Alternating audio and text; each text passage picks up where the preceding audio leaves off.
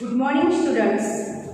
Last લેક્ચરમાં આપણે રાસાયણિક સહનિયમન અને સંકલનમાં એની પ્રસ્તાવનામાં અંતઃસ્ત્રાવી ગ્રંથિઓના નામ, અંતઃસ્ત્રાવની લાક્ષણિકતા વિશે સમજ્યા હતા અને હાઇપોથેલેમસ ગ્રંથિ વિશે સમજ્યા હતા. હાઇપોથેલેમસ ગ્રંથિ એ પિટ્યુટરી ગ્રંથિ સાથે કઈ રીતે જોડાયેલી છે એ પણ આપણે સમજ્યા હતા. આકૃતિ સાથે તમને સમજાવ્યું હતું કે પિટ્યુટરી ગ્રંથિ એ હાઇપોથેલેમસ સાથે કઈ રીતે સંકળાયેલી છે. હવે આગળ આપણે વાત કરીએ છીએ પિટ્યુટરી ગ્રંથિ. તો પિટ્યુટરી ગ્રંથિ એ માસ્ટર ગ્રંથિ કહેવાય છે, કારણ કે એમાંથી ઘણા બધા પ્રકારના અંતઃસ્ત્રાવ ઉત્પન્ન થાય છે અને જે શરીરની દેહધાર્મિક ક્રિયાઓનું નિયમન કરવાનું કાર્ય કરે છે. તો પિટ્યુટરી ગ્રંથિ તમને ફૂલ ક્વેશ્ચન તરીકે 4 માર્ક્સમાં અથવા 3 માર્ક્સમાં પૂછી શકાય, અથવા તો એના પાર્ટ પાડીને પૂછી શકાય કે અગ્ર પિટ્યુટરી ગ્રંથિના અંતઃસ્ત્રાવો વર્ણવો, કે મધ્યવર્તી પિટ્યુટરી ગ્રંથિના અંતઃસ્ત્રાવ સમજાવો, કે પછી પશ્ચ પિટ્યુટરી ગ્રંથિના અંતઃસ્ત્રાવો સમજાવો. અને અંદર લાઇન ટુ લાઇન અંતઃસ્ત્રાવના કાર્યો, અંતઃસ્ત્રાવના નામ પરથી કાર્ય એ તો MCQમાં પૂછાય છે. તો આપણે વાત કરીએ છીએ પિટ્યુટરી ગ્રંથિની. પિટ્યુટરી ગ્રંથિનું આપણે વાત કરીએ તો પિટ્યુટરી ગ્રંથિ એ મગજમાં આવેલી છે અને હાઇપોથેલેમસ સાથે દંડ વડે જોડાયેલી છે. તો એ દંડને હાઇપોફિશિયલ દંડ તરીકે ઓળખવામાં આવે છે. આગળ આપણે સમજાવ્યું કે ઉપરના ભાગમાં આ ભાગ જે છે ઉપરનો એ હાઇપોથેલેમસ કહેવાય અને હાઇપોથેલેમસ સાથે પિટ્યુટરી ગ્રંથિ એ દંડ વડે જોડાયેલી હોય છે. તો પિટ્યુટરી ગ્રંથિ એ હાઇપોથેલેમસ સાથે દંડ જેવી રચના વડે જોડાયેલી હોય છે, જેને હાઇપોફિશિયલ દંડ તરીકે ઓળખવામાં આવે છે. અને પિટ્યુટરી ગ્રંથિના અંતઃસ્ત્રાવોના સંશ્લેષણનું, સ્ત્રાવ અને નિયમન કરવાનું કામ હાઇપોથેલેમસના અંતઃસ્ત્રાવો એટલે કે RH અને IRH કરે છે. રિલીઝિંગ હોર્મોન અને અવરોધક હોર્મોન્સ કરે છે.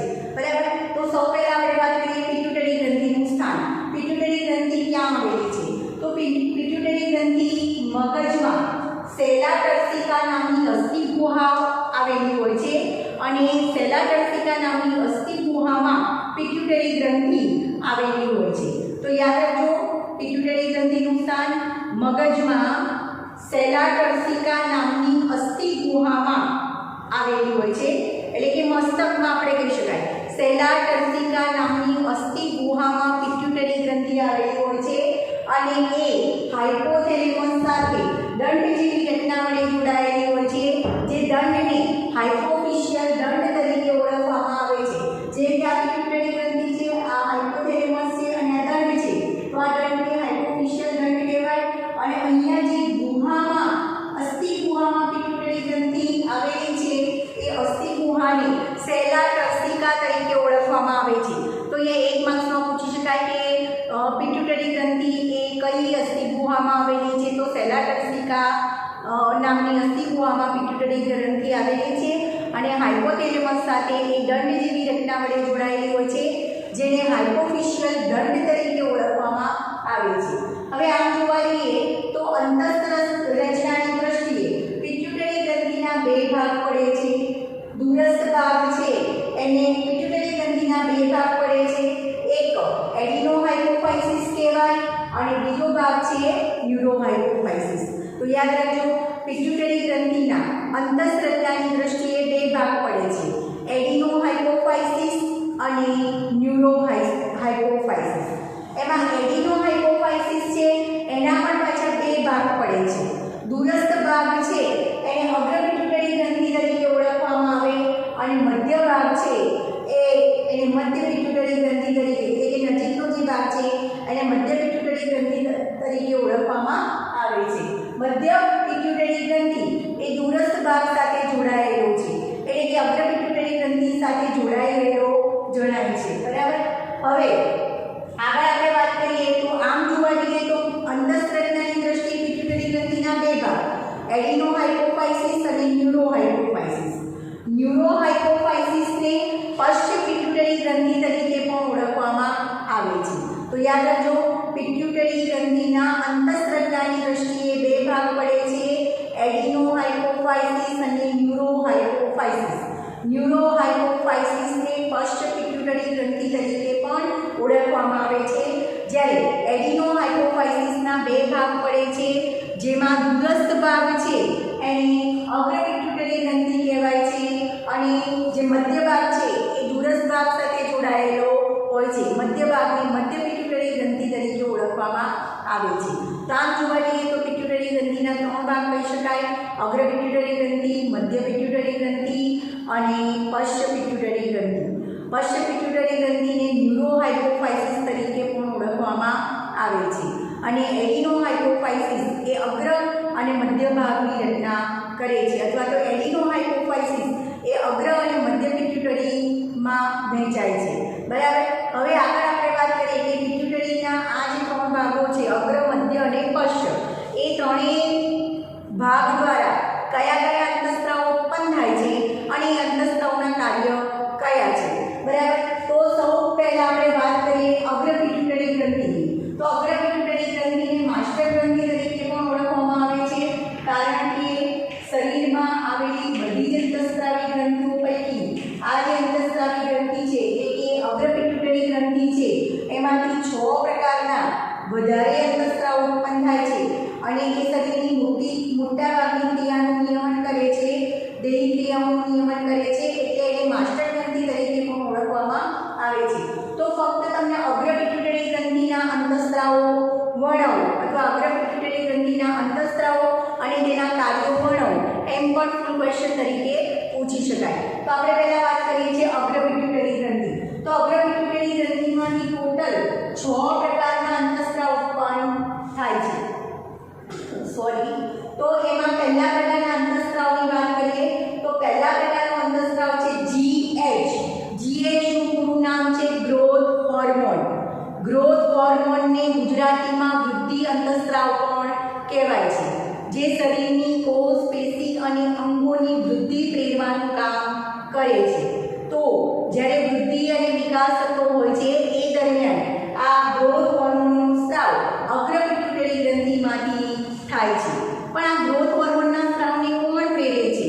તો હાઇપોથેલેમસમાંના RH પ્રકારના અંતઃસ્ત્રાવ, એટલે કે GHRH અંતઃસ્ત્રાવ જે હાઇપોથેલેમસમાં ઉત્પન્ન થશે, ત્યાંથી નિવાહિકા તંત્ર દ્વારા અગ્ર પિટ્યુટરી ગ્રંથિમાં આવશે અને GHના સ્ત્રાવને નું સંશ્લેષણ કરશે. તો GH એટલે ગ્રોથ હોર્મોન અથવા વૃદ્ધિ અંતઃસ્ત્રાવ જે અગ્ર પિટ્યુટરી ગ્રંથિમાંથી ઉત્પન્ન થાય છે. હવે આ GHનું કાર્ય છે શરીરના વિવિધ પ્રકારની કોષ, પેશી, અંગો એની વૃદ્ધિ પ્રેરવાનું કામ કરે છે. આ વૃદ્ધિ અને વિકાસ પ્રેરે છે. હવે જો આ ગ્રોથ હોર્મોનનો વધુ પડતો સ્ત્રાવ થાય, કોઈ પણ વસ્તુ, દાખલા તરીકે સ્ત્રાવ છે તો સ્ત્રાવની મર્યાદા હોય કે આટલા પ્રમાણમાં સ્ત્રાવ ઉત્પન્ન થવું જોઈએ, પણ જો આ ગ્રોથ હોર્મોનનો વધુ પ્રમાણમાં સ્ત્રાવ થાય અથવા વધુ પડતો સ્ત્રાવ થાય અને જે પરિસ્થિતિ સર્જાય છે એમાં એના કારણે શરીરમાં અસામાન્ય વૃદ્ધિ થાય છે, તો એને મહાકાયતા તરીકે ઓળખવામાં આવે છે, જેમાં હાથ પગની ઊંચાઈ વધારે હોય છે, લંબાઈ વધારે હોય છે. બરાબર. તો એને મહાકાયતા તરીકે ઓળખવામાં આવે છે. તો ગ્રોથ હોર્મોનના વધુ પડતા સ્ત્રાવના કારણે શરીરની અસામાન્ય વૃદ્ધિ થાય છે, જેને મહાકાયતા તરીકે ઓળખવામાં આવે છે. જો ગ્રોથ હોર્મોનનો ઓછો સ્ત્રાવ થાય તો એના કારણે શરીરની વૃદ્ધિ કુંઠિત બને છે. વૃદ્ધિ કુંઠિત થવું એટલે કે વામન રહેવું, શરીરનો વૃદ્ધિ અને વિકાસ થાય નહીં, શરીરની ઊંચાઈ વધે નહીં, તો એને વૃદ્ધિ કુંઠિત થવી કહેવાય. તો ગ્રોથ હોર્મોનના ઓછા સ્ત્રાવના કારણે શરીરની વૃદ્ધિ કુંઠિત રહે છે અથવા વૃદ્ધિ કુંઠિત બને છે, જેને વામનતા તરીકે અથવા પિટ્યુટરી વામનતા તરીકે ઓળખવામાં આવે છે. આગળ આપણે વાત કરીએ જો પુખ્ત ઉંમરે, પુખ્ત અવસ્થા એટલે કે આપણે કહીએ કે બાલ્યાવસ્થા, યુવાવસ્થા, બાલ્યાવસ્થા પૂર્ણ થઈ, તરુણાવસ્થા પૂર્ણ થઈ અને વચ્ચેનો જે સમયગાળો છે પુખ્તાવસ્થા, એ પુખ્તાવસ્થાએ જો આ ગ્રોથ હોર્મોનનો વધુ પડતો સ્ત્રાવ થાય તો એના કારણે જે પરિસ્થિતિ સર્જાય છે એને એક્રોમેગલી તરીકે ઓળખવામાં આવે છે. આવા સંજોગોમાં વ્યક્તિનો ચહેરો મોટો બને છે, એનો ચહેરો હોવો જોઈએ એના કરતાં મોટો હોય છે, એના હાથ પગ પણ હોવા જોઈએ એના કરતાં મોટા હોય છે. પરિણામે કુરૂપતા કહી શકાય અથવા વિરૂપતા કહી શકાય. આવા વ્યક્તિઓ સમયે મૃત્યુ પામે છે અને વર્ષો સુધી આ રોગનું નિદાન થતું નથી, કે આમને કઈ તકલીફ છે એનું નિદાન થતું નથી, પરિણામે આની કોઈ સારવાર થઈ શકતી નથી. તો પુખ્ત ઉંમરે વધુ પડતો સ્ત્રાવ એને એક્રોમેગલી તરીકે ઓળખવામાં આવે છે. અને સામાન્ય રીતે એક્રોમેગલી ધરાવતી વ્યક્તિ એમાં એનો ચહેરો હોવો જોઈએ એના કરતાં વધુ પડતો મોટો હોય છે, અને એના હાથ પગ પણ હોવા જોઈએ એના કરતાં વધુ પડતા મોટા હોય છે. ત્યાર પછી આગળ આપણે વાત કરીએ બીજા પ્રકારના અંતઃસ્ત્રાવની. તો બીજા પ્રકારનો અંતઃસ્ત્રાવ છે એને PRL પ્રોલેક્ટિન તરીકે ઓળખવામાં આવે છે. તો પ્રોલેક્ટિન અંતઃસ્ત્રાવના આપણે કાર્યોની વાત કરીએ. PRL નું દરેક અંતઃસ્ત્રાવના પૂર્ણ નામ પણ તમને એક એક માર્ક્સમાં પૂછી શકાય, તો યાદ રાખજો. PRL નું પૂર્ણ નામ છે પ્રોલેક્ટિન. PRL પ્રોલેક્ટિન તરીકે પણ ઓળખાય છે. હવે આ PRL પ્રોલેક્ટિન અંતઃસ્ત્રાવનું સ્ત્રાવ અગ્ર પિટ્યુટરી ગ્રંથિમાંથી થાય છે, અને એનું કાર્ય શું છે? તો આ પ્રોલેક્ટિન અંતઃસ્ત્રાવ સ્ત્રીમાં સ્તનગ્રંથિના વિકાસને પ્રેરે છે, અને બીજું કાર્ય છે એ સ્તનગ્રંથિમાંથી દૂધના સ્ત્રાવને પ્રેરવાનું કાર્ય કરે છે. તો પ્રોલેક્ટિન બે કાર્ય સાથે સંકળાયેલો છે. સ્તનગ્રંથિનો વિકાસ પ્રેરે છે સ્ત્રીમાં, અને સ્તનગ્રંથિમાંથી દૂધના સ્ત્રાવને પ્રેરવાનું કાર્ય કરે છે. હવે તમને MCQ આવી રીતે પણ પૂછી શકાય કે પ્રોલેક્ટિનનું નીચે પૈકી કાર્ય કરવું છે, અથવા આ રીતના પણ પૂછી શકાય કે સ્તનગ્રંથિનો વિકાસ પ્રેરતો અંતઃસ્ત્રાવ કયો? તો પ્રોલેક્ટિન. અથવા તો સ્તનગ્રંથિમાંથી દૂધના સ્ત્રાવને પ્રેરતો અંતઃસ્ત્રાવ કયો? તો પ્રોલેક્ટિન. તો આ રીતના પણ તમને MCQ પૂછી શકાય. હવે આપણે ત્રીજા પ્રકારના અંતઃસ્ત્રાવની વાત કરીએ, જે પણ અગ્ર પિટ્યુટરી ગ્રંથિમાંથી ઉત્પન્ન થાય છે. તો ત્રીજા પ્રકારનો અંતઃસ્ત્રાવ છે એને કહેવાય છે TSH. TSH નું પૂર્ણ નામ થશે thyroid stimulating hormone. Thyroid stimulating hormone. આ અંતઃસ્ત્રાવનું કાર્ય શું છે?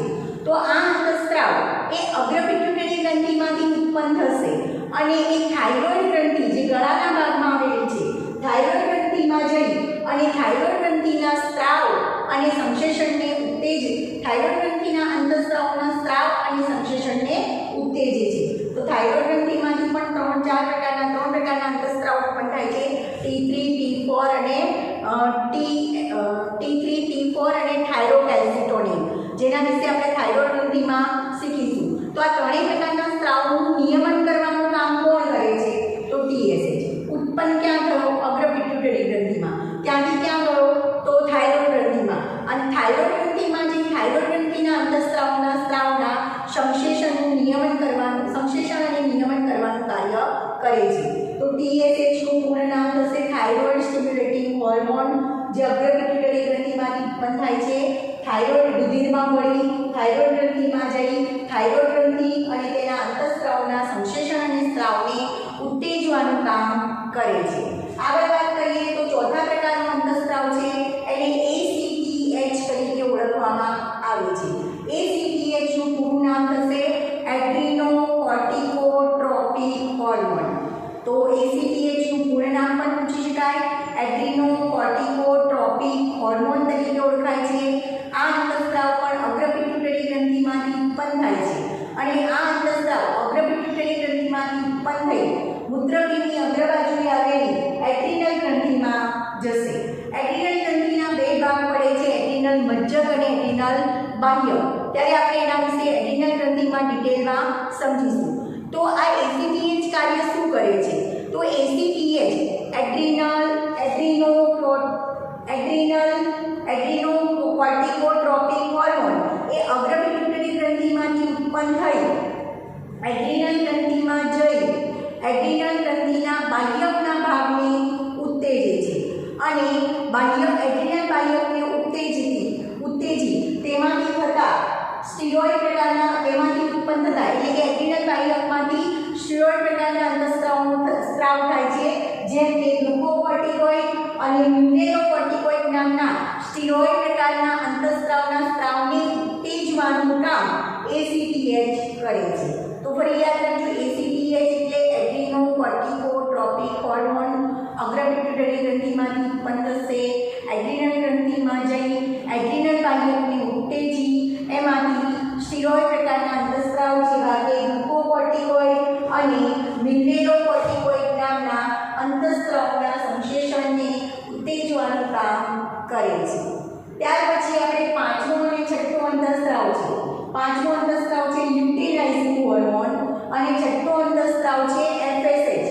પાંચમો અંતઃસ્ત્રાવ છે એને LH કહેવાય છે. LH નું પૂર્ણ નામ છે લ્યુટેનાઇઝિંગ હોર્મોન. છઠ્ઠો અંતઃસ્ત્રાવ છે FSH. FSH નું પૂર્ણ નામ છે ફોલિકલ સ્ટિમ્યુલેટિંગ હોર્મોન. આ બંને અંતઃસ્ત્રાવો એ જનનપિંડોના વિકાસને ઉત્તેજે છે. પરિણામે આ બંને અંતઃસ્ત્રાવોને સંયુક્ત રીતે GnTHS ગોનેડોટ્રોપિન્સ હોર્મોન્સ તરીકે ઓળખવામાં આવે છે. કેમ ગોનેડોટ્રોપિન હોર્મોન્સ કહેવાય છે?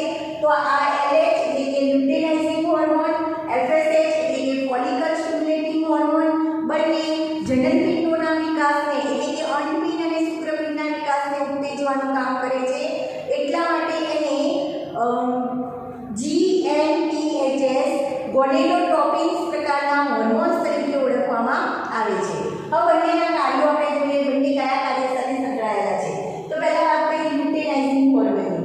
લ્યુટેનાઇઝિંગ હોર્મોન એ નરમાં શુક્રપિંડમાંથી એન્ડ્રોજનના સંશ્લેષણ અને સ્ત્રાવને ઉત્તેજવાનું કામ કરે છે.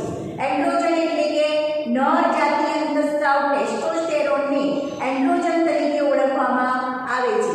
તો આ LH શું કાર્ય કરશે? ઉત્પન્ન થયો અગ્રપિટ્યુટરી ગ્રંથિમાં, ત્યાંથી ગયો નરમાં શુક્રપિંડમાંથી એ નર જાતીય અંતઃસ્ત્રાવ ટેસ્ટોસ્ટેરોનનો સ્ત્રાવ કરે છે, જેને એન્ડ્રોજન તરીકે પણ ઓળખવામાં આવે છે. ત્યાર પછી આપણે વાત કરીએ તો નરમાં FSH અંતઃસ્ત્રાવ અને આ એન્ડ્રોજન એટલે કે ટેસ્ટોસ્ટેરોન અંતઃસ્ત્રાવ એ બંને શુક્રકોષ જનનની પ્રક્રિયાને ઉત્તેજવાનું કામ કરે છે. શુક્રકોષ જનન એટલે શુક્રકોષ ઉત્પન્ન થવાની પ્રક્રિયાને શુક્રકોષ જનન તરીકે ઓળખવામાં આવે છે. તો નરમાં બંને અંતઃસ્ત્રાવ એક FSH ફોલિકલ સ્ટિમ્યુલેટિંગ હોર્મોન અને પેલો જે નર જાતીય અંતઃસ્ત્રાવ એન્ડ્રોજન એટલે કે ટેસ્ટોસ્ટેરોન છે એ બંને શુક્રકોષ જનનની પ્રક્રિયાને ઉત્તેજવાનું કામ કરે છે. તો તમને પૂછી શકાય કે કયો અંતઃસ્ત્રાવ એ શુક્રકોષ જનનની પ્રક્રિયાને ઉત્તેજે છે? તો એક એન્ડ્રોજન એટલે કે ટેસ્ટોસ્ટેરોન પણ આવે અને બીજું FSH એટલે કે ફોલિકલ સ્ટિમ્યુલેટિંગ હોર્મોન પણ આવે. આગળ આપણે વાત કરીએ તો માદામાં LH અંતઃસ્ત્રાવ શું કાર્ય કરે છે? આ લ્યુટેનાઇઝિંગ હોર્મોન માદામાં પૂર્ણ પરિપક્વ પુટિકા એને ગ્રાફિયન પુટિકા તરીકે ઓળખવામાં આવે છે અને ગ્રાફિયન પુટિકાનું અંડપાત પ્રેરે છે. હવે આના વિશે ડિટેલમાં તમારે મનુષ્યના પ્રજનનતંત્રમાં સમજવાનું છે, પણ થોડું અહીંયા ધ્યાન રાખજો કે તમે 10th માં આગળ મનુષ્યનું પ્રજનનતંત્ર શીખી ગયા છો. તો માદામાં અંડપિંડની એક જોડ આવેલી હોય છે અને એ અંડપિંડમાં લાખોની સંખ્યામાં આવી અંડપુટિકાઓ હોય છે. તો એ અંડપુટિકાઓનો વિકાસ દેવાનું કામ પણ FSH નામનો અંતઃસ્ત્રાવ કરે છે. ફોલિકલ સ્ટિમ્યુલેટિંગ હોર્મોન એ માદામાં અંડપિંડમાં આવેલી અંડપુટિકાઓનો વિકાસ પ્રેરે છે. આવી ઘણી બધી અંડપુટિકાઓ માદામાં આવેલી હોય છે અને દર મહિને ફક્ત એક બાજુના અંડપિંડમાંથી અંડપુટિકા પરિપક્વ બની અને એમાંથી અંડકોષને મુક્ત કરે છે. એ પ્રક્રિયાને અંડપાત તરીકે ઓળખવામાં આવે છે. જે રીતે આ અંડપુટિકાઓ છે એ અંડપુટિકાઓને પરિપક્વ બનાવવાનું કામ કોણ કરે છે? તો LH અંતઃસ્ત્રાવ અંડપુટિકાઓનો વિકાસ કોણ કરે છે? તો FSH અંતઃસ્ત્રાવ. અંડપુટિકા પરિપક્વ બની જાય તો એને ગ્રાફિયન પુટિકા તરીકે ઓળખવામાં આવે છે અને આ ગ્રાફિયન પુટિકા એમાંથી અંડકોષને મુક્ત કરવાની પ્રક્રિયા એને અંડપાત તરીકે ઓળખવામાં આવે છે. તો માદામાં LH એ પૂર્ણ પરિપક્વ પુટિકા એટલે કે ગ્રાફિયન પુટિકાના અંડપાતને પ્રેરવાનું કામ કરે છે અને દાખલા તરીકે પરિપક્વ પુટિકા છે જેને ગ્રાફિયન પુટિકા કહેવાય છે. આ દાખલા તરીકે અંડપુટિકા ઘણી બધી છે, એમાંથી એક અંડપુટિકા પરિપક્વ બની. એ અંડપુટિકા પરિપક્વ બનાવવામાં ફાળો છે FSH ફોલિકલ સ્ટિમ્યુલેટિંગ હોર્મોન. અંડપુટિકાના વિકાસ કરે છે અને એને પરિપક્વ બનાવે છે. એક અંડપુટિકામાંથી દર મહિને એક જ અંડકોષ ઉત્પન્ન થાય છે. એટલે દર મહિને બે બાજુના અંડપિંડ પૈકી કોઈ એક જ બાજુના અંડપિંડમાંથી સ્ત્રીમાં દર મહિને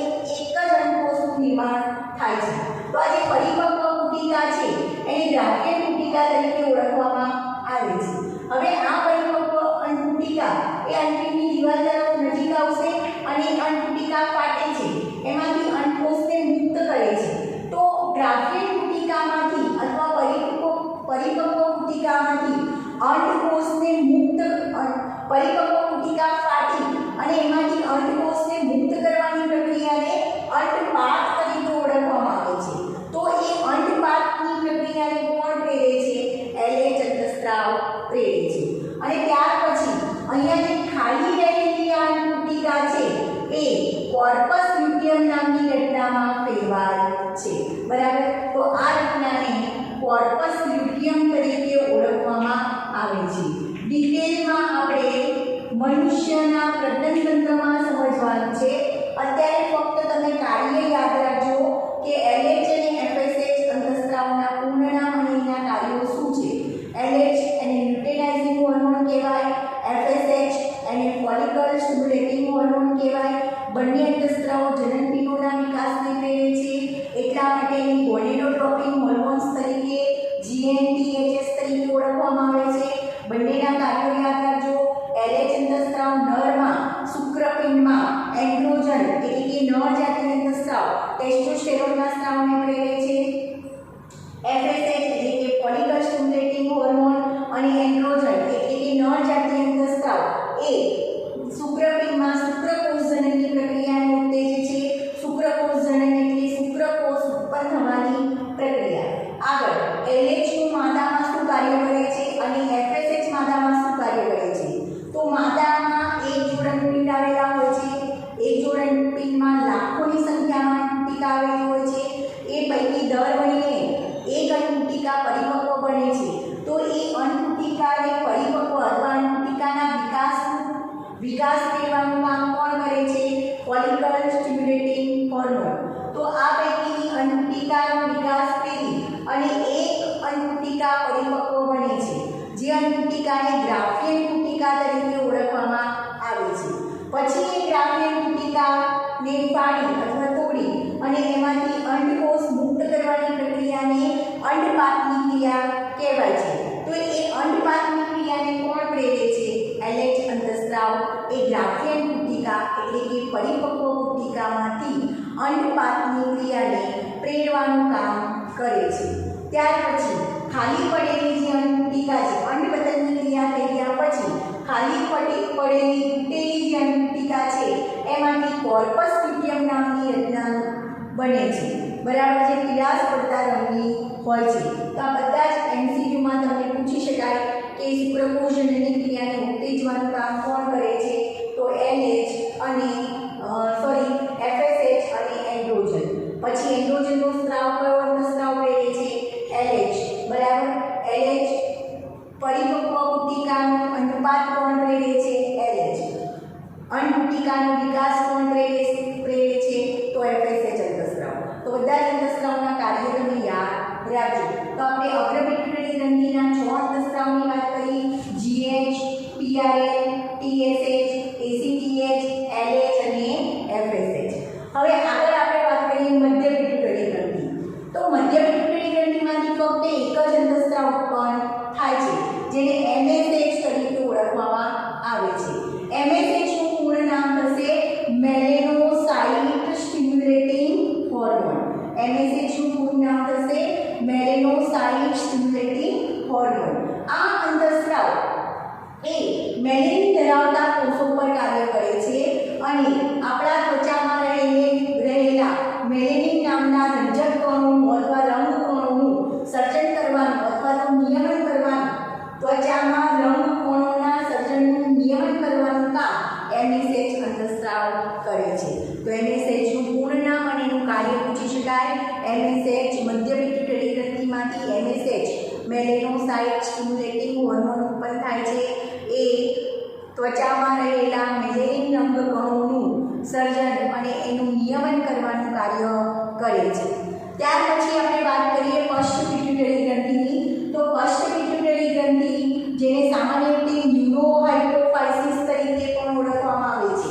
પશ્ચ પિટ્યુટરી ગ્રંથિને ન્યુરોહાઇપોફાઇસિસ તરીકે પણ ઓળખવામાં આવે છે.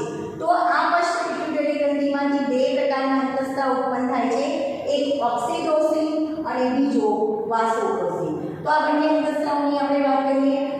શોર્ટ નોટ તરીકે તમને પૂછી શકાય પશ્ચ પિટ્યુટરી ગ્રંથિના અંતઃસ્ત્રાવો સમજાવો. બરાબર, તો ફરી અહીંયા ધ્યાન રાખજો. પશ્ચ પિટ્યુટરી ગ્રંથિ એને ન્યુરોએપિફાઇસિસ તરીકે ઓળખવામાં આવે છે. પશ્ચ પિટ્યુટરી ગ્રંથિમાંથી બે પ્રકારના અંતઃસ્ત્રાવ ઉત્પન્ન થાય છે. એમાં પહેલા પ્રકારનો અંતઃસ્ત્રાવ છે એને ઓક્સિટોસિન તરીકે ઓળખવામાં આવે છે. હવે આ અંતઃસ્ત્રાવનું કાર્ય શું છે? તો ઓક્સિટોસિન અંતઃસ્ત્રાવ એ આપણા શરીરમાં અરેખિત સ્નાયુ આવેલા છે. આપણે 20મા ચેપ્ટરમાં શીખી ગયા કે શરીરમાં 3 પ્રકારના સ્નાયુ જોવા મળે છે: રેખિત સ્નાયુ, અરેખિત સ્નાયુ અને હૃદ સ્નાયુ. તો અરેખિત સ્નાયુ જે આવેલા છે આપણા શરીરમાં કોષ્ટાંતર અંગોમાં, પોલાણવાળા અંગોમાં અરેખિત સ્નાયુ આવેલા હોય છે. તો ઓક્સિટોસિન શું કાર્ય કરે છે? તો ઓક્સિટોસિન એ આપણા શરીરમાં અરેખિત સ્નાયુના સંકોચનને ઉત્તેજવાનું કામ કરે છે. તો અહીંયા એમસીક્યુ પૂછી શકાય તમને, આપણા શરીરમાં આવેલા અરેખિત સ્નાયુના સંકોચનને ઉત્તેજવાનું કામ કોણ કરે છે? ઓક્સિટોસિન. આગળ બીજું કાર્ય, માદામાં જ્યારે ગર્ભ વિકાસ થયો હોય, 9 માસનો ગર્ભ વિકાસ પૂર્ણ થાય અને બાળ પ્રસવની ક્રિયા એટલે કે બાળક જન્મવાની પ્રક્રિયા હોય એ સમયે ગર્ભાશયનું શક્તિશાળી સંકોચન ફેરવાનું કામ ઓક્સિટોસિન કરે છે. તો માતામાં બાળ પ્રસવની ક્રિયા દરમિયાન બાળકના જન્મ સમયે ગર્ભાશયનું ઝડપી સંકોચન ફેરવાનું કાર્ય ઓક્સિટોસિન કરે છે. ઓક્સિટોસિનનું હજુ ત્રીજું કાર્ય છે કે એ સ્તનગ્રંથિમાંથી દૂધના સ્ત્રાવને પ્રેરે છે. આગળ આપણે અહીંયા કીધું હતું સ્તનગ્રંથિમાંથી દૂધના સ્ત્રાવને પ્રેરતો એક પહેલો અંતઃસ્ત્રાવ કયો છે? PRA, prolactin. એ જ રીતે સ્તનગ્રંથિમાંથી દૂધના સ્ત્રાવને પ્રેરવાનું કાર્ય ઓક્સિટોસિન પણ કરે છે. તો 3 કાર્ય સાથે ઓક્સિટોસિન સંકળાયેલું છે. ઓક્સિટોસિન એ શરીરમાં અરેખિત સ્નાયુના સંકોચનને ઉત્તેજે છે. પછી બાળ પ્રસવની ક્રિયા દરમિયાન ગર્ભાશયનું શક્તિશાળી સંકોચન પ્રેરે છે. અને ત્રીજું કાર્ય છે સ્તનગ્રંથિમાંથી દૂધનો સ્ત્રાવ પ્રેરે છે. ત્યાર પછી વાત કરીએ આપણે વાસોપ્રોસિન અંતઃસ્ત્રાવની. બીજો અંતઃસ્ત્રાવ ઉત્પન્ન થાય છે પશ્ચ પિટ્યુટરી ગ્રંથિમાંથી, એને વાસોપ્રોસિન તરીકે ઓળખવામાં આવે છે. આ વાસોપ્રોસિનને ADH તરીકે પણ ઓળખવામાં આવે છે. તો ADH નું પૂર્ણ નામ પણ યાદ રાખજો. ADH ને એન્ટી ડાયુરેટિક હોર્મોન તરીકે પણ ઓળખવામાં આવે છે. એન્ટી ડાયુરેટિક હોર્મોન તરીકે ઓળખવામાં આવે છે. હવે આ ADH અથવા વાસોપ્રોસિનનું કાર્ય કયું છે? તો ADH અથવા વાસોપ્રોસિન એ પશ્ચ પિટ્યુટરી ગ્રંથિમાંથી ઉત્પન્ન થાય છે. બંને અંતઃસ્ત્રાવો ઓક્સિટોસિન અને ADH અથવા વાસોપ્રોસિન એ પશ્ચ પિટ્યુટરી ગ્રંથિમાંથી ઉત્પન્ન થાય છે. બરાબર, તો એ પશ્ચ પિટ્યુટરી ગ્રંથિમાંથી આ બંને અંતઃસ્ત્રાવનો સ્ત્રાવ કોણ પ્રેરે છે? તો હાઇપોથેલેમસમાંના આ જ પ્રકારના અંતઃસ્ત્રાવ સીધા ચેતાસ્ત્રાવી કોષો દ્વારા એના ચેતાક્ષ દ્વારા સીધા પશ્ચ પિટ્યુટરી ગ્રંથિમાં આવશે અને આ બંને અંતઃસ્ત્રાવના સ્ત્રાવને પ્રેરે છે. ADH એટલે કે વાસોપ્રોસિન અને ઓક્સિટોસિન. ઓક્સિટોસિનના કાર્યની આપણે વાત કરી. હવે આપણે વાત કરીએ ADH. ADH ખાસ કરીને મૂત્રપિંડ પર અસર કરે છે. ADH ઉત્પન્ન થાય છે અથવા વાસોપ્રોસિન ઉત્પન્ન થાય છે પશ્ચ પિટ્યુટરી ગ્રંથિમાં, પણ એ પશ્ચ પિટ્યુટરી ગ્રંથિમાંથી આગળ મૂત્રપિંડમાં જાય છે. મૂત્રપિંડમાં જઈ અને મૂત્રપિંડનો દૂરસ્થ નલિકાનો જે ભાગ છે, મૂત્રપિંડ નલિકાના 3 ભાગ છે: નિકટવર્તી ગૂંચળું, દૂરસ્થ ગૂંચળું અને હેલેનોપાસ, જેના વિશે આપણે ઉત્સર્જન તંત્રમાં સમજીશું. તો મૂત્રપિંડ નલિકાનો જે દૂરસ્થ ગૂંચળામય ભાગ છે ત્યાં જઈ અને ADH અથવા વાસોપ્રોસિન એ મૂત્રપિંડ નલિકામાંથી વધારાના પાણીનું અને ઇલેક્ટ્રોલાઇટ્સ એટલે કે ખનિજ તત્વો, તો વધારાના પાણીનું અને ઇલેક્ટ્રોલાઇટ્સનું મૂત્રપિંડ નલિકાના દૂરસ્થ ગૂંચળામય ભાગમાંથી એનું પુનઃ શોષણ કરે છે. પરિણામે વધારાનું પાણી બહાર નીકળતું અટકે છે. મૂત્ર દ્વારા જે વધારાનું પાણી બહાર નીકળે છે એ બહાર નીકળતું અટકે છે. પણ જો આ ADH નો ઓછો સ્ત્રાવ થાય તો કઈ પરિસ્થિતિ સર્જાય? આ ADH અંતઃસ્ત્રાવનો ઓછો સ્ત્રાવ થાય તો મૂત્રપિંડની પાણી સંગ્રહ કરવાની ક્ષમતામાં ઘટાડો થાય છે. પરિણામે નિર્જલીકરણ સર્જાય છે. વધુ પ્રમાણમાં મૂત્રપિંડ દ્વારા પાણી બહાર નીકળે છે. તો એ પરિસ્થિતિ જે સર્જાય છે એને ડાયાબિટીસ ઇન્સિપિડિસ તરીકે ઓળખવામાં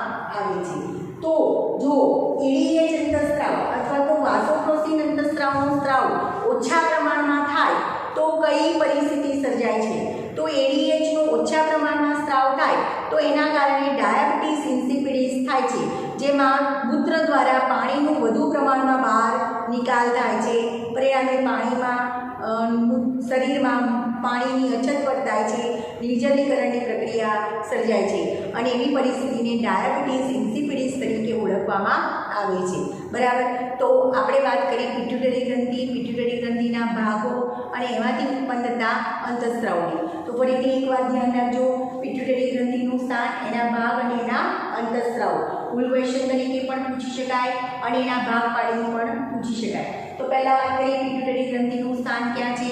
તો પિટ્યુટરી ગ્રંથિ એ મસ્તકમાં સેલા ટર્સિકા નામની અસ્થિ ગુહા આવેલી છે. એ અસ્થિ ગુહામાં આવેલી હોય છે. સેલા ટર્સિકા નામની અસ્થિ ગુહામાં આવેલી છે. દાખલા તરીકે આ પિટ્યુટરી ગ્રંથિ છે અને આ સેલા ટર્સિકા નામની અસ્થિ ગુહા આવેલી છે, એમાં પિટ્યુટરી ગ્રંથિ આવેલી છે. પિટ્યુટરી ગ્રંથિ એ હાઇપોથેલેમસ સાથે એક દંડ જેવી રચના વડે જોડાયેલી છે, જેને હાઇપોફિશિયલ દંડ તરીકે ઓળખવામાં આવે છે. અને આગળના ટોપિકમાં આપણે સમજી ગયા કે પિટ્યુટરી ગ્રંથિ એ હાઇપોથેલેમસ સાથે કઈ રીતે જોડાયેલું છે. પિટ્યુટરી ગ્રંથિ હાઇપોથેલેમસ સાથે એમાં અગ્ર પિટ્યુટરી ગ્રંથિ એ નિવાહિકા તંત્ર દ્વારા જોડાયેલું છે, જ્યારે પશ્ચ પિટ્યુટરી ગ્રંથિ એ હાઇપોથેલેમસના ચેતાસ્રાવી કોષના ચેતાક્ષ દ્વારા જોડાયેલું હોય છે, જેની આગળ આપણે હાઇપોથેલેમસમાં વાત કરી. અંતઃસ્ત્રાવની દ્રષ્ટિએ જોઈએ તો અંતઃસ્ત્રાવની દ્રષ્ટિએ પિટ્યુટરી ગ્રંથિના બે ભાગ પડે છે. પહેલો ભાગ છે એને એડિનોહાઇપોફાઇસિસ કહેવાય છે અને બીજો પશ્ચ ભાગ છે એને ન્યુરોહાઇપોફાઇસિસ તરીકે ઓળખવામાં આવે છે અને ન્યુરોહાઇપોફાઇસિસને પશ્ચ પિટ્યુટરી ગ્રંથિ તરીકે પણ ઓળખવામાં આવે છે. પછી આપણે વાત કરીએ તો એડિનોહાઇપોફાઇસિસને પણ બે ભાગમાં વિભાજિત કરેલો છે. એમાં જે દૂરસ્થ ભાગ છે એને અગ્ર પિટ્યુટરી ગ્રંથિ કહેવાય છે અને વચ્ચેનો જે મધ્ય ભાગ છે એ મધ્ય પિટ્યુટરી ગ્રંથિ તરીકે ઓળખાય છે. સામાન્ય રીતે મધ્ય ભાગ છે એ દૂરસ્થ ભાગ સાથે જોડાઈ રહેલો હોય છે. બરાબર. તો આમ જોવા જઈએ તો પિટ્યુટરી ગ્રંથિના બે ભાગ, એડિનોહાઇપોફાઇસિસ અને ન્યુરોહાઇપોફાઇસિસ. અને આમ જોવા જઈએ તો પિટ્યુટરી ગ્રંથિના ત્રણ ભાગ, કારણ કે એડિનોહાઇપોફાઇસિસ પણ અગ્ર અને મધ્યમાં ડિવાઈડ થયેલું છે. તો આમ જોવા જઈએ તો પિટ્યુટરી ગ્રંથિના ત્રણ ભાગ છે, અગ્ર પિટ્યુટરી ગ્રંથિ, મધ્ય પિટ્યુટરી ગ્રંથિ અને પશ્ચ પિટ્યુટરી ગ્રંથિ. હવે આપણે વાત કરીએ અગ્ર પિટ્યુટરી ગ્રંથિ. તો અગ્ર પિટ્યુટરી ગ્રંથિને માસ્ટર ગ્રંથિ તરીકે પણ ઓળખવામાં આવે છે, કારણ કે એમાંથી 6 પ્રકારના અંતઃસ્ત્રાવ ઉત્પન્ન થાય છે અને શરીરની વિવિધ દેહધાર્મિક ક્રિયાઓનું નિયમન કરવાનું કાર્ય એ અંતઃસ્ત્રાવ કરે છે. તો આપણે એ અંતઃસ્ત્રાવની વાત કરીએ. અગ્ર પિટ્યુટરી ગ્રંથિમાંથી ઉત્પન્ન થતો પહેલો અંતઃસ્ત્રાવ GH છે. GH નું પૂર્ણ નામ ગ્રોથ હોર્મોન છે અથવા એને વૃદ્ધિ અંતઃસ્ત્રાવ કહેવાય છે, જેનું કાર્ય શું છે તો શરીરની પેશી અને અંગોનો વિકાસ, વૃદ્ધિ અને વિકાસ પ્રેરે છે. જો આ ગ્રોથ હોર્મોનનો વધુ પડતો સ્ત્રાવ થાય તો શરીરની અસામાન્ય વૃદ્ધિ પ્રેરાય છે, જેને મહાકાયતા તરીકે ઓળખવામાં આવે છે. જો આ ગ્રોથ હોર્મોનનો ઓછો સ્ત્રાવ થાય તો શરીરની વૃદ્ધિ કુંઠિત બને છે, પરિણામે વામનતા સર્જાય છે. વામનતા એટલે નીચાપણું અથવા ઢીંગણાપણું. તો એને પિટ્યુટરી વામનતા તરીકે ઓળખવામાં આવે છે. અને જો પુખ્ત અવસ્થામાં આ અંતઃસ્ત્રાવ એટલે કે ગ્રોથ હોર્મોનનો વધુ પડતો સ્ત્રાવ થાય તો એના કારણે એક્ટ્રોમેગલી નામની તકલીફ સર્જાય છે અથવા મુશ્કેલી સર્જાય છે, જેમાં વ્યક્તિનો ચહેરો હોવો જોઈએ એના કરતાં મોટો હોય છે, એના હાથ પગ પણ વધુ પડતા લાંબા હોય છે, જેને વિરૂપતા તરીકે પણ ઓળખવામાં આવે છે અથવા એને એક્રોમેગલી તરીકે ઓળખવામાં આવે છે. સામાન્ય શરૂઆતમાં આવી એક્રોમેગલીના ચિહ્નો જોવા મળતા નથી, પરિણામે એનું નિદાન થઈ શકતું નથી અને આવા વ્યક્તિનું સમયે મૃત્યુ થાય છે. ત્યાર પછી આપણે વાત કરીએ બીજો અંતઃસ્ત્રાવ, જેને પ્રોલેક્ટિન PRN તરીકે ઓળખવામાં આવે છે. આ અંતઃસ્ત્રાવ છે બે કાર્ય સાથે સંકળાયેલા છે. પ્રોલેક્ટિન એ સ્તનગ્રંથિનો વિકાસ પ્રેરે છે, સ્ત્રીમાં સ્તનગ્રંથિનો વિકાસ પ્રેરે છે અને સ્તનગ્રંથિમાંથી દૂધના સ્ત્રાવને પ્રેરવાનું કામ કરે છે. આગળ વાત કરીએ તો ત્રીજા પ્રકારનો અંતઃસ્ત્રાવ છે એને TSH તરીકે ઓળખવામાં આવે છે, જેનું પૂર્ણ નામ છે થાઇરોઇડ સ્ટિમ્યુલેટિંગ હોર્મોન. આ અંતઃસ્ત્રાવ ઉત્પન્ન થાય છે અગ્ર પિટ્યુટરી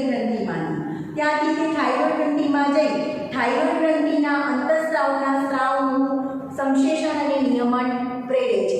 થાઇરોઇડ ગ્રંથિમાંથી પાછા 3 પ્રકારના અંતઃસ્રાવ ઉત્પન્ન થતા હોય છે, T3, T4 અને થાઇરોકેલ્સિટોનિન. એના વિશે આપણે થાઇરોઇડ ગ્રંથિમાં સમજીશું. આગળ ચોથા પ્રકારનો અંતઃસ્રાવ છે, એને ACTH તરીકે ઓળખવામાં આવે છે, એડ્રીનો કોર્ટિકોટ્રોપિક હોર્મોન. આ અંતઃસ્રાવ અગ્ર પિટ્યુટરી ગ્રંથિમાંથી ઉત્પન્ન થઈ એડ્રીનલ ગ્રંથિમાં જાય છે. એડ્રીનલ ગ્રંથિના બાહ્યકના ભાગને ઉત્તેજી તેમાંથી સ્ટીરોઇડ પ્રકારના અંતઃસ્રાવ જેવા કે ગ્લુકોકોર્ટિકોઇડ અને મિનેરોકોર્ટિકોઇડ નામના અંતઃસ્રાવના સંશ્લેષણને ઉત્તેજવાનું કામ કરે છે. ત્યાર પછી વાત કરીએ પાંચમો અને છઠ્ઠા પ્રકારના અંતઃસ્રાવ. પાંચમો અંતઃસ્રાવ છે LH, એને લ્યુટેનાઇઝિંગ હોર્મોન કહેવાય. છઠ્ઠો અંતઃસ્રાવ છે FSH, જેને ફોલિકલ સ્ટિમ્યુલેટિંગ હોર્મોન તરીકે ઓળખવામાં આવે છે. આ બંને અંતઃસ્રાવોને સંયુક્ત રીતે બંને અંતઃસ્રાવો જનનપિંડોના વિકાસ સાથે સંકળાયેલા છે, તો બંનેને સંયુક્ત રીતે GNTHS ગોનેડોટ્રોફિન્સ તરીકે ઓળખવામાં આવે છે. આ બંનેના કાર્ય જોઈએ તો નરમાં LH અંતઃસ્રાવ એ શુક્રપિંડમાંથી નર જાતીય અંતઃસ્રાવ ટેસ્ટોસ્ટેરોન એટલે કે એન્ડ્રોજનના સ્રાવને પ્રેરે છે. નરમાં FSH એટલે કે ફોલિકલ સ્ટિમ્યુલેટિંગ હોર્મોન અને એન્ડ્રોજન એટલે કે ટેસ્ટોસ્ટેરોન બંને શુક્રકોષ જનનની પ્રક્રિયાને ઉત્તેજે છે, એટલે કે શુક્રકોષના નિર્માણની પ્રક્રિયાને ઉત્તેજે છે. માદામાં FSH અંતઃસ્રાવ અંડપુટિકાનો વિકાસ પ્રેરે છે. સ્ત્રી જ્યારે જન્મે ત્યારે એમાં એક જોડ અંડપિંડ આવેલી હોય છે. આ અંડપિંડમાં લાખોની સંખ્યામાં અંડપુટિકાઓ હોય છે. એ અંડપુટિકાઓના વિકાસને પ્રેરવાનું કામ કરે છે ફોલિકલ સ્ટિમ્યુલેટિંગ હોર્મોન. અને એ અંડપુટિકા પરિપક્વ બને તો એ અંડપુટિકાને ગ્રાફિયન પુટિકા કહેવાય છે. તો સ્ત્રીમાં આવેલી ઘણી બધી અંડપુટિકાઓ પૈકી દર મહિને એક જ અંડપુટિકા બંનેમાંથી કોઈ એક બાજુના અંડપિંડમાં કોઈ એક જ અંડપુટિકા એક મહિને પરિપક્વ બને છે અને પરિપક્વ અંડપુટિકાને ગ્રાફિયન પુટિકા તરીકે ઓળખવામાં આવે છે. ત્યાર પછી આ પરિપક્વ જે ગ્રાફિયન પુટિકા છે એ ફાટે છે અને એમાંથી અંડકોષને મુક્ત કરે છે, જે પ્રક્રિયાને અંડપાત તરીકે ઓળખવામાં આવે છે. તો એ પરિપક્વ ગ્રાફિયન પુટિકામાંથી અંડપતનની ક્રિયાને પ્રેરવાનું કામ કોણ કરે છે? LH અંતઃસ્રાવ કરે છે. તો LH અંતઃસ્રાવ માદામાં પરિપક્વ ગ્રાફિયન પુટિકાનું અંડપતન પ્રેરી અને એમાંથી અંડકોષને મુક્ત કરે છે. એના વિશે ડિટેલમાં નર અને માદાનું જ્યારે પ્રજનનતંત્ર સમજવાનું છે ત્યારે આપણે સમજીશું 12માં. હવે અત્યારે ખાલી તમને એના કાર્ય યાદ રાખવાના છે. બીજું, ખાલી રહેલી જે અંડપતનની ક્રિયા પછી ખાલી પડેલી જે ગ્રાફિયન પુટિકા કે પરિપક્વ પુટિકા છે એમાંથી કોર્પસ લ્યુટિયમ નામની રચના બને છે. બરાબર? તો બધાના કાર્ય FSH અને LH બંનેના કાર્યો તમારે યાદ રાખવાના છે, કારણ કે કાર્યો પરથી અંતઃસ્રાવનું નામ અને અંતઃસ્રાવના નામ ઉપરથી કાર્ય પૂછી શકાય. બરાબર? નીટ માટે અગત્યનો ટોપિક છે. હવે આપણે વાત કરીએ મધ્ય પિટ્યુટરી ગ્રંથિની. તો મધ્ય પિટ્યુટરી ગ્રંથિમાંથી ફક્ત એક જ અંતઃસ્રાવ ઉત્પન્ન થાય છે, જેને કહેવાય છે મેલેનોસાઇટ સ્ટિમ્યુલેટિંગ હોર્મોન MSH. આ અંતઃસ્રાવ શું કાર્ય કરે છે? તો આ અંતઃસ્રાવ મેલેનિન ધરાવતા કોષો પર કાર્ય કરે છે. તો ત્વચામાં આવેલા મેલેનિન નામના રંગકણોના સર્જનનું નિયમન કરવાનું કાર્ય MSH મેલેનોસાઇટ સ્ટિમ્યુલેટિંગ હોર્મોન કરે છે. હવે આપણે વાત કરીએ પશ્ચ પિટ્યુટરી ગ્રંથિની. પશ્ચ પિટ્યુટરી ગ્રંથિને ન્યુરોહાઇપોફાઇસિસ તરીકે પણ ઓળખવામાં આવે છે. પશ્ચ પિટ્યુટરી ગ્રંથિમાંથી બે પ્રકારના અંતઃસ્રાવ ઉત્પન્ન થાય છે. પહેલા પ્રકારનો અંતઃસ્રાવ છે એને ઓક્સિટોસિન કહેવાય. બીજા પ્રકારનો અંતઃસ્રાવ છે એને વાસોપ્રોસિન અથવા ADH તરીકે ઓળખવામાં આવે છે. ADH નું પૂર્ણ નામ છે એન્ટી ડાયયુરેટિક હોર્મોન. હવે બંનેના આપણે કાર્યોની વાત કરીએ. સૌ પહેલા વાત કરીએ ઓક્સિટોસિનની. આ ઓક્સિટોસિન આપણા શરીરમાં જે અરેખિત સ્નાયુ જે કોષ્ટાંગના અંગોમાં જોવા મળે છે, તો આપણા શરીરમાં અરેખિત સ્નાયુના સંકોચનને ઉત્તેજવાનું કામ ઓક્સિટોસિન કરે છે. ત્યાર પછી માદામાં બાળ પ્રસવની ક્રિયા સમયે ગર્ભાશયનું સંકોચન પ્રેરવાનું કામ પણ ગર્ભાશયનું શક્તિશાળી સંકોચન પ્રેરવાનું કામ પણ ઓક્સિટોસિન કરે છે. બાળ પ્રસવની ક્રિયા એટલે બાળકના જન્મ સમયે ગર્ભાશયનું શક્તિશાળી સંકોચન પ્રેરી અને બાળ પ્રસવની ક્રિયાને શૈલી બનાવવાનું કામ ઓક્સિટોસિન કરે છે. ત્યાર પછી ત્રીજું કાર્ય પણ છે કે આ ઓક્સિટોસિન સ્તનગ્રંથિમાંથી દૂધના સ્ત્રાવને પ્રેરે છે. તો સ્તનગ્રંથિમાંથી દૂધના સ્ત્રાવને પ્રેરતા બે અંતઃસ્ત્રાવ છે, પીઆરએલ અને ઓક્સિટોસિન. હવે વાત કરીએ વાસોપ્રોસિનની. વાસોપ્રોસિનને એડીએચ તરીકે પણ ઓળખવામાં આવે છે, એને એન્ટી ડાયુરેટિક હોર્મોન તરીકે પણ ઓળખવામાં આવે છે. આ એડીએચ નું શું કાર્ય છે? એડીએચ ઉત્પન્ન થશે ફર્સ્ટ પિટ્યુટરી ગ્રંથિમાં, ત્યાંથી એ મૂત્રપિંડમાં જાય છે અને મૂત્રપિંડ પર પોતાની અસર દર્શાવે છે. મૂત્રપિંડ નલિકાના 3 ભાગ છે, નિકટવર્તી ગૂંચળામય ભાગ, દૂરસ્થ ગૂંચળામય ભાગ અને હેન્લેનો પાસ. તો આ મૂત્રપિંડ નલિકાનો જે દૂરસ્થ ગૂંચળામય ભાગ છે એમાંથી એ વધારાના પાણી અને ઇલેક્ટ્રોલાઇટ એટલે કે ખનિજ તત્વોનું શોષણ કરી લે છે. એના પુનઃશોષણને ઉત્તેજવાનું કામ એડીએચ કરે છે, એટલે કે વાસોપ્રોસિન કરે છે. પરિણામે મૂત્રપિંડ દ્વારા વધારાનું પાણી બહાર નીકળતું નથી. પણ જો આ એડીએચ અથવા વાસોપ્રોસિનનો ઓછા પ્રમાણમાં સ્ત્રાવ થાય તો પરિણામે મૂત્રપિંડની પાણી સંગ્રહ કરવાની ક્ષમતા ઘટે છે. પરિણામે પાણી મૂત્ર દ્વારા વધુ પ્રમાણમાં બહાર પાણીનો નિકાલ થાય છે અને પરિણામે શરીરમાં પાણીની અછત વર્તાય છે, જેને નિર્જલીકરણ તરીકે ઓળખવામાં આવે છે. તો જો એડીએચનો ઓછા પ્રમાણમાં સ્ત્રાવ થતો હોય તો એના કારણે વારંવાર મૂત્રનો ત્યાગ થાય છે અને શરીરમાંથી વધુ પડતું પાણી બહાર જાય છે અને એ પરિસ્થિતિને ડાયાબિટીસ ઇન્સિપિડિસ તરીકે ઓળખવામાં આવે છે. તો અહીંયા તમને પૂછી શકાય કે એડીએચના અભાવમાં કયો રોગ અથવા કઈ મુશ્કેલી સર્જાય છે? તો એડીએચ અથવા વાસોપ્રોસિનના અભાવમાં ડાયાબિટીસ ઇન્સિપિડિસ સર્જાય છે અને એના ચિહ્નો પણ તમારે યાદ રાખવાનું કે એમાં વધુ પડતા મૂત્રનો સ્ત્રાવ થાય છે અને વધુ પડતું પાણી શરીરની બહાર નીકળે છે એડીએચના અભાવમાં. તો પિટ્યુટરી ગ્રંથિ ફૂલ ક્વેશ્ચન તરીકે પણ પૂછી શકાય. 4 માર્ક્સમાં અહીંયા 3 માર્ક્સમાં એના 3 ભાગ પાડીને પણ પૂછી શકાય. અગ્ર પિટ્યુટરી ગ્રંથિના અંતઃસ્ત્રાવો અને એના કાર્યો બનાવો, મધ્ય પિટ્યુટરી ગ્રંથિના અંતઃસ્ત્રાવ સમજાવો, પશ્ચ પિટ્યુટરી ગ્રંથિના અંતઃસ્ત્રાવો સમજાવો અને દરેક અંતઃસ્ત્રાવનું નામ, પૂર્ણ નામ, એ અંતઃસ્ત્રાવના નામ ઉપરથી કાર્ય અને કાર્યો ઉપરથી અંતઃસ્ત્રાવના નામ MCQમાં તમને પૂછી શકાય.